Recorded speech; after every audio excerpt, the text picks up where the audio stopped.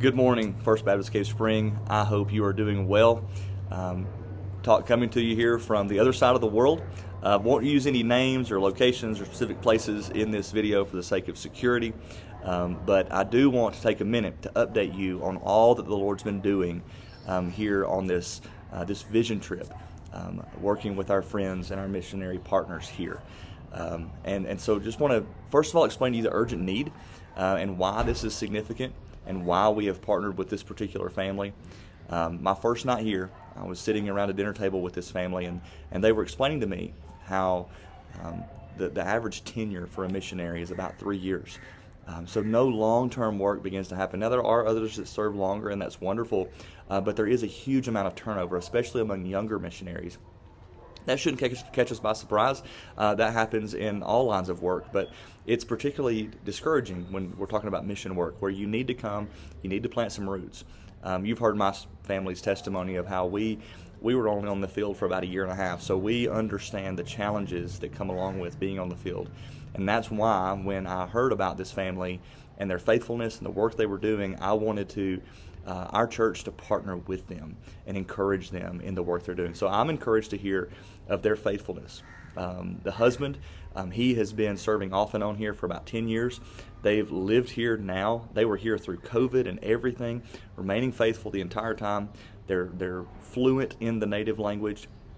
They understand the mission before them, and they're doing a fantastic job of doing that. But our goal as a church is to continue encouraging them in that work so they can remain rooted and grounded, and we can link arms with them as they continue to do very effective gospel work. And so just want you to know the importance of the need. As he expressed to me across the dinner table that first night, he was telling me how grateful he is to know that we care and that we came, or that you sent me on behalf of our church to just love on them and care for them. Something as simple as washing the dishes after dinner means a lot, so they can put their kids in bed, right? It's just simple things, encouraging them as parents. You know, they have 2 young kids, and talking to them about the challenges they're experiencing with their kids and encouraging them in that. Just simple things. And then, of course, the gifts that you sent. And so they were so grateful to receive those, and they'll be sending some great thank you cards very soon. They want to know exactly who bought the gifts and wants to make sure they express their gratitude. And so thank you for your encouragement for them.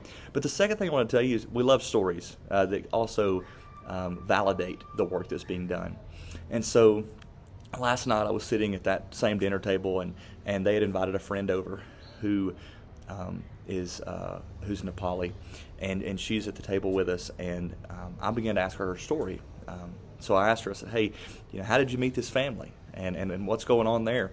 She began to tell me a story of how, as a young girl in the dormitory she was staying in, it was run by Christians while she was in middle and high school, and she was exposed to the gospel. Then she became a believer at a young age, went back to her village, though, up in the mountains, and faced the unfortunate reality of being the only believer in her village.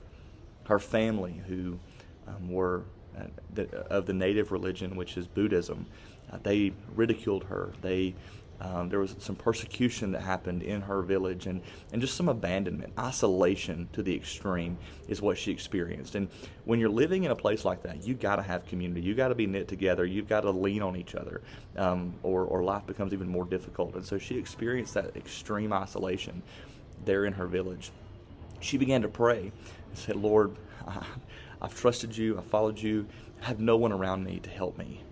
Would you please send someone here that could encourage me in my faith? After praying for a long time, the Lord provided a gentleman who came into the village, who was a believer, and he had come to faith through an incredible sequence of events. I don't have time to share that story with you. I will at another time, but he had came to faith, and he came there and met her and began to encourage her in her faith. Well, he was connected with this family who is here now. So at the time, the husband was only here, and he was trekking through these very remote mountainous regions, and this guy was the guide for him. And so they were really great friends. And so he told our missionary partner said, hey, there's this young lady up in this village, and we need to meet her.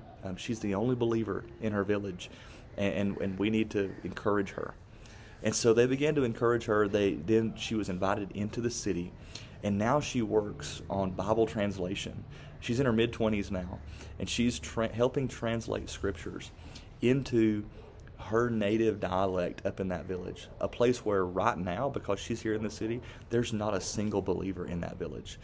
And so just an incredible testimony of how the Lord has used our missionary partners to pour into this young lady. They are encouraging her. They meet weekly with her. They're discipling her, and again, just pushing her forward in this work of scripture translation so that she can then go back to her village. And it was incredible to see, even though she'd experienced the persecution in her village, she sat there with me with tears in her eyes, and she said, I want nothing less than to see my family come to faith. What an incredible story of what God has been doing here already, and why we need to continue partnering with them. So church, I'm grateful that I get to be here on behalf of our faith family. I look forward to the years ahead as we continue to link arms with them in all the ways that God's going to use us to encourage them and to come back and spend some more time with their family. I'm grateful as we turn our attention to your service this morning. Grateful for Josh Winton being back with us. And I know he's going to do a great job. I miss seeing him. I wish I could be there, but I know he's going to do a great job. You're in good hands today. Thank you to everyone who's helped stand in the gap while I've been away.